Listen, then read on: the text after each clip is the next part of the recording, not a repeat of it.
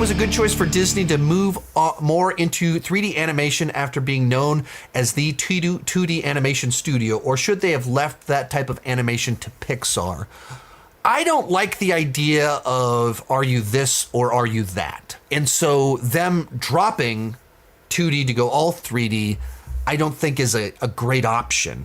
I think that they should have kept doing both. And I don't like the idea of, well, Pixar does that, we do this. I think both studios should do what they think best serves the film, what can best make a movie pop and stand out. Now, there was a lot of issues with Wish, but you think, what if Wish had been a classic 2D animated film? They did stuff to try and make it stylistically a little bit like that. But what if it legitimately looked like Sleeping Beauty?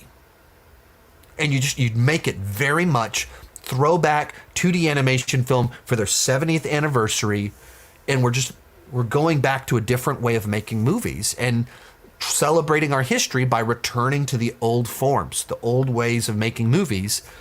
And suddenly that's a lot more interesting than another 3D animated film, except trying to, fiddle around with it a little bit to make it look a little 2D. But I mean, I think the other side to it of they were known for so long as the 2D animation studio because there was no 3D animation for the first 40 years.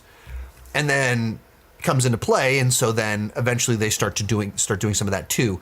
What you don't want to be as Disney is just chasing trends. You want to find a way to do something that feels new and innovative, or going so classic and traditional that you stand out because you're doing what everyone else has moved on from. So we're going back to the classic eras. I think that's interesting. But the idea that everyone only does 3D, I don't think is a great option. Or the idea that they have to pick one. I don't like that. I want them to have more fun with it. Most of these clips are pulled from my Patreon live streams. I do about 6 live streams every single month. For $2 per month, $20 per year, you can get access to all the exclusive videos and live streams. For $5 per month, you get your name on my end card. At the top tier, you get a 30-minute video chat with me each month. The link down below in the description has more information.